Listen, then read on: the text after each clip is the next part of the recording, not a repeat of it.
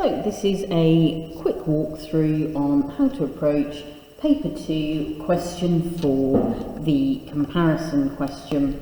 Before we get started, we need to remind ourselves of what this question requires. So it tells you, for this question, you need to refer to the whole of source A together with the whole of source B. And the first thing I want to tell you is that it doesn't mean you need to write about every single thing that happens in source A and every single thing that happens in source B. It simply means you're not restricted to a small section. You can draw your evidence from anywhere in either of those texts. The question then says, compare how the writers convey their different feelings and perspectives on their adventures in the mountains. So just to remind you, when it says compare, you're looking for what is similar and what is different. When it says how, you're being asked to consider language and structure that's being used by the writer to get their ideas across. When it says convey their different feelings and perspectives, this means that you're looking at each individual's thoughts and feelings, okay, as well as their reactions, and that might include excitement and worry.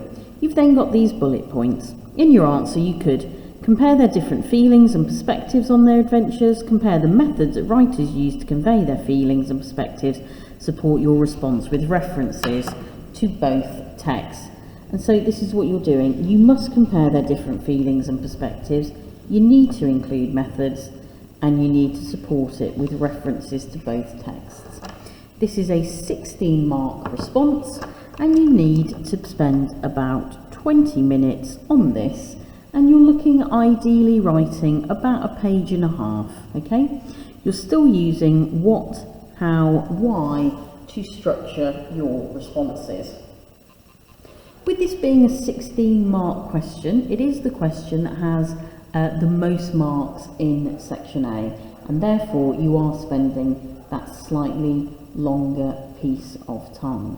So within the what, how, why, you're looking at what is similar or different, how this is shown, which are your quotations, and then why is this effective? How does it make you feel? What does it make you imagine? What does it make you think? Those are kind of your anchor points. So what is similar or different? How is this shown? Why is this effective? What does it make you think, feel, or imagine? So before you can do the writing, you need to obviously select your ideas. And so we're looking at those adventures. Now, by the time you've got to question 4, you will have read the texts at least twice. You will have read them when you started the exam, you will have read them for question 2, and now you'll be reading them for question 4. Remember, question 4 is not repeating what has happened in question 2. In question 2, we were asked to consider how their companions are being presented to us, and we didn't need to analyse language. In this question, we're analysing the methods to present to us how each of these writers felt about their adventures in the mountain. And so it may be worth spending a little bit of time planning your response. And again, a simple table where you look at source A and source B is probably going to be most effective. I would suggest that to start with, you see what you can remember about the two texts. So in source A, Simpson is in great pain. He is concerned about surviving. Okay, and with source B, we know that this is an achievement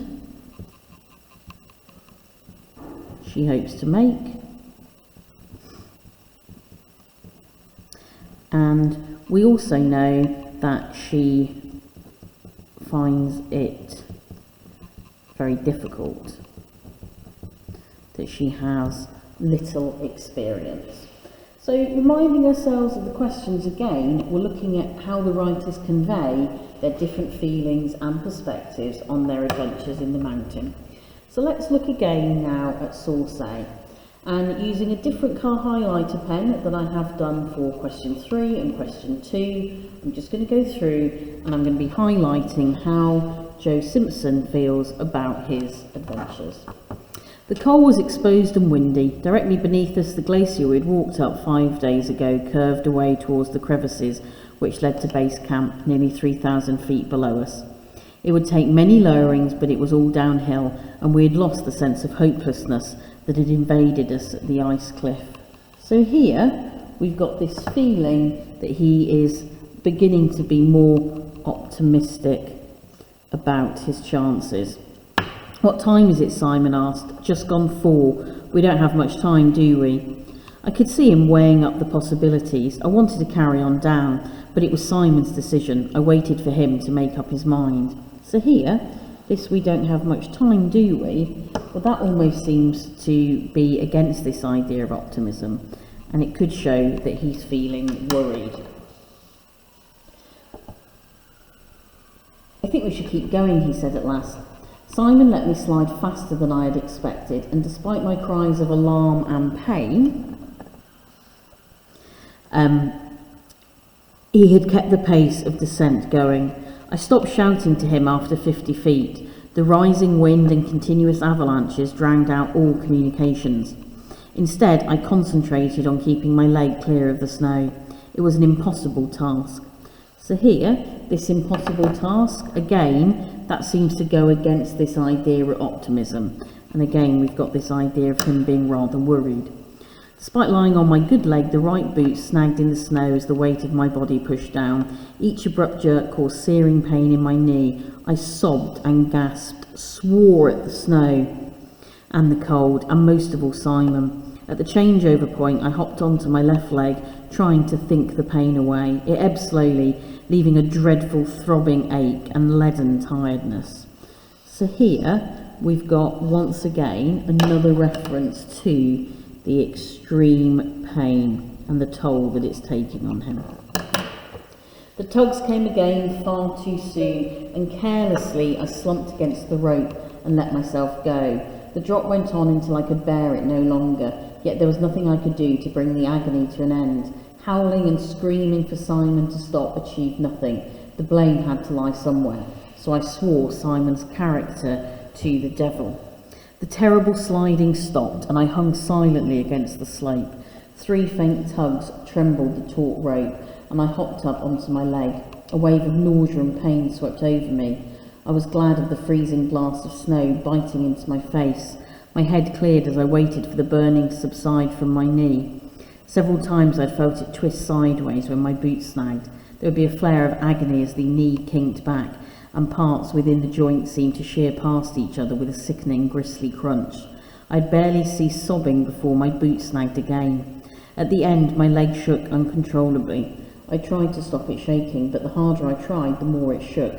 I pressed my face into the snow, gritted my teeth, and waited. At last it eased. Now, this is the second or third time that we've seen him use the word waited. So this shows that he's potentially not in control, because he's very much waiting on Simon. Simon had already started to climb down. I looked up but failed to make out where he was. I began digging Simon's belay seat. It was warming work and distracted attention from my knee. When I looked up again, Simon could be seen descending quickly. "At this rate, we should be down by 9 o'clock, he said cheerfully. I hope so, I said no more. Wouldn't help to harp on about how I felt. Right, let's do it again. He had seated himself in the hole and had the ropes ready for another lowering.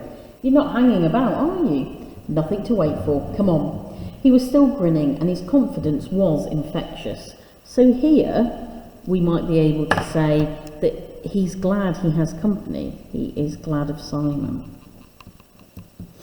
Who said one man can't rescue another, I thought.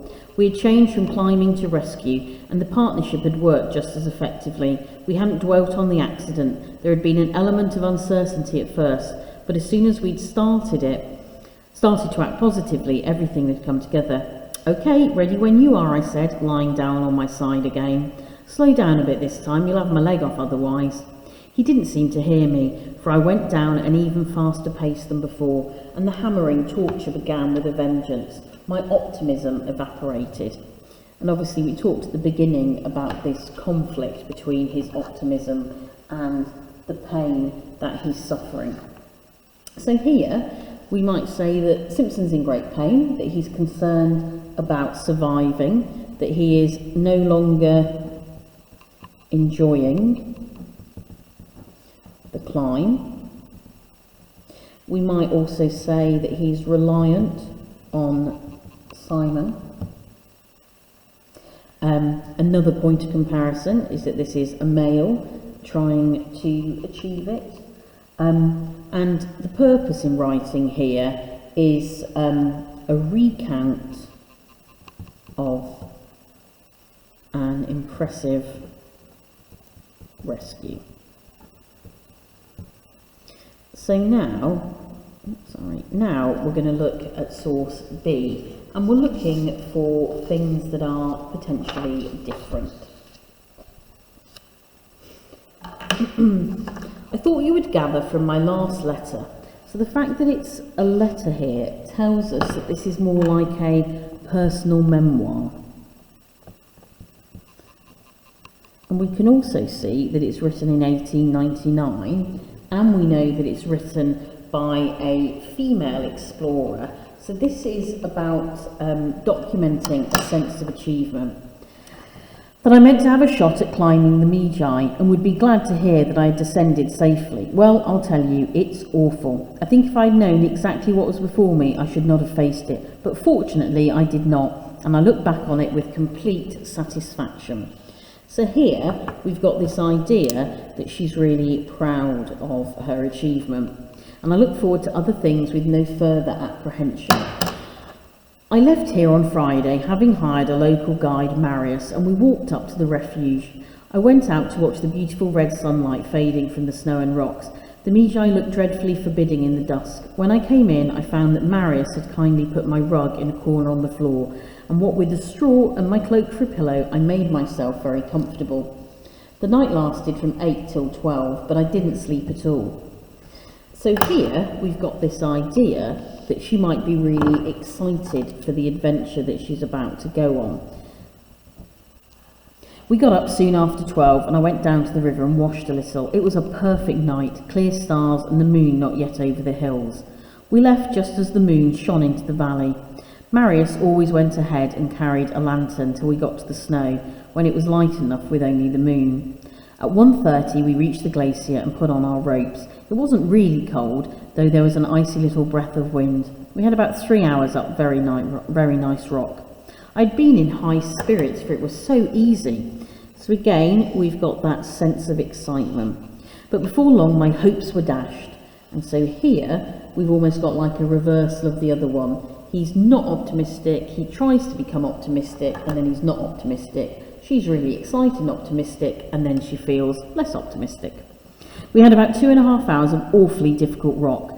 There were 2 places where Marius literally pulled me up like a parcel. He has the strength of a bear, and it was absolutely sheer down. The first half hour I gave myself up for lost. It didn't seem possible that I could get up all that wall without even making a slip. You see, I had practically never been on a rock before. However, I didn't let on to Marius, and presently it began to seem quite natural to be hanging by my eyelids over an abyss. So we might want to look here about this idea of it being awfully difficult, to talk about how she's got like resolve. We stayed on the summit until 11. It was gorgeous, quite cloudless. I went to sleep for half an hour. It's a very long way up, but it's a longer way down, unless you take the way Marius's axe took. The cord by which it was carefully tied to his wrist broke and disappeared forever into space. Here comes the worst part on the whole. Marius vanished, carrying a very long rope, and I waited. Presently I felt a little tug on the rope. "Mademoiselle," called Marius calmly, and obediently off I went. There were 2 little humps to hold on to an overhanging rock, and there was me in mid-air, and Marius round the corner steadfastly holding the rope tight, perfectly fearful. I thought at the time how very well I was climbing, and how odd it was that I should not be at all afraid. So here again, we've got those references to her excitement. The worst was over then, and the most tedious part was to come.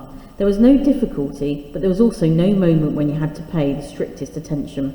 There was an hour of ice and rock, till at last Marius and I found ourselves, with thankfulness, back on the glacier. When I got in, I found everyone in the hotel on the doorstep waiting for me, and the hotel owner let off crackers to my great surprise. So we've got here a real sense of achievement. I went to bed and knew no more till 6 this morning, when I had 5 cups of tea and read your letters, and then I went to sleep again until 10. I'm really not tired, but my shoulders and neck and arms feel rather sore and stiff, and my knees are awfully bruised. So if we consider this second extract now, and the differences in feelings, attitudes and perspectives. She definitely enjoyed the climb. She too is reliant on hired Marius. She's female, which, if you think about the time it was written, is potentially surprising. And for her, it's a recount or a memoir of an achievement. So once we've got all of these ideas, what we need to do is pick 2 or 3 from each that we're going to be able to write about Anne and Pen. And that's the next part that we need to look at. Now, I find when having a go at this question that the connectives of both, however, and whereas can be very useful in helping us structure our points. So let's have a go at writing one. So I'm going to start by saying both writers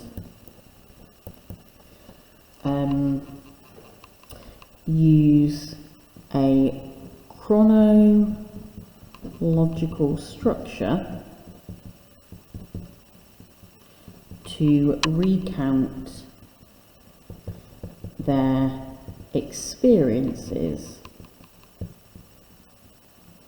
on a mountain. However, in source A,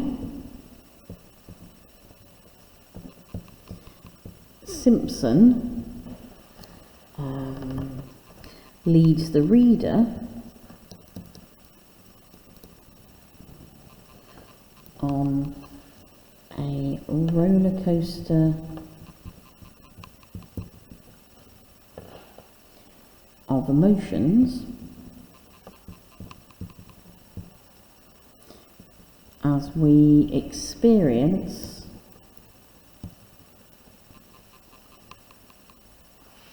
his highs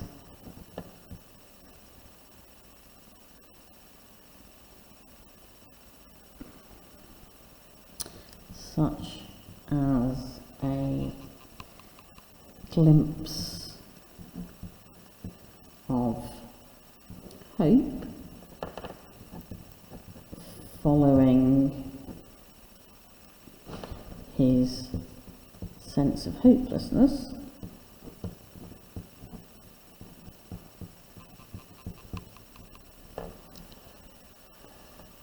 so both writers use a chronological structure to recount their experiences on a mountain.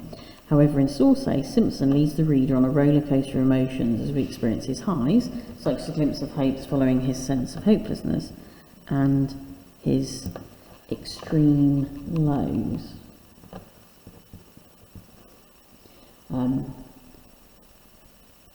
When his optimism evaporated.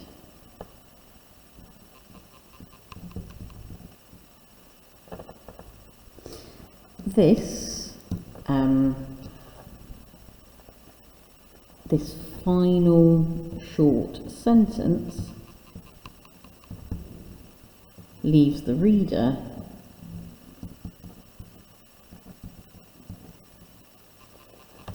literally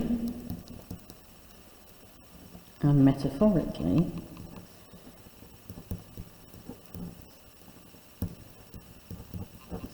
on a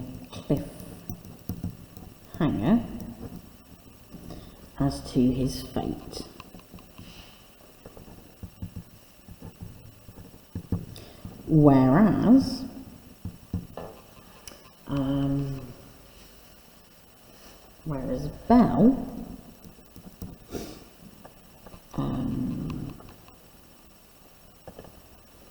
Whereas Belle frequently congratulates herself on the achievement. She states at the start of the text that she has descended safely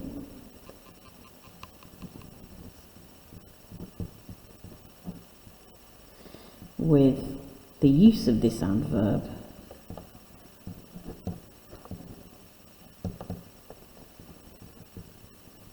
clearly reducing the reader's levels of anxiety.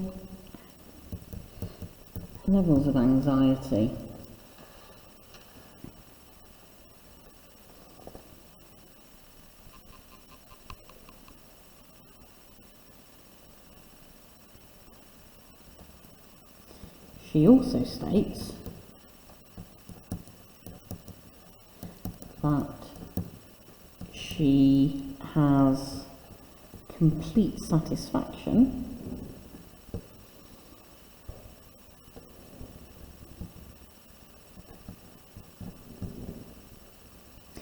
which the readers are likely to share,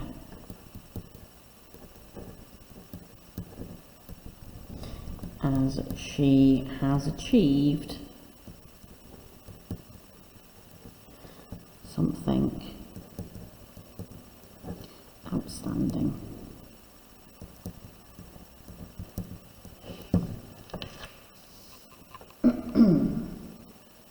So let's look at our answer. Both writers use a chronological structure to recount their experiences on a mountain. So that's our point of similarity. However, in source A, Simpson leads the reader on a roller coaster of emotions as we experience his highs, such as a glimpse of hope following his sense of hopelessness, and his extreme lows when his optimism evaporated. This final short sentence leaves the reader literally and metaphorically on a cliffhanger as to his fate, whereas Belle frequently congratulates herself on the achievement. She states at the start of the text that she's descended safely, with the use of this adverb clearly reducing the reader's levels of anxiety. She also states that she has complete satisfaction, which the readers are likely to share, as she has achieved something outstanding. And so that's a model paragraph for this response, and you would obviously need to write a little bit more to achieve that goal of approximately a page and a half.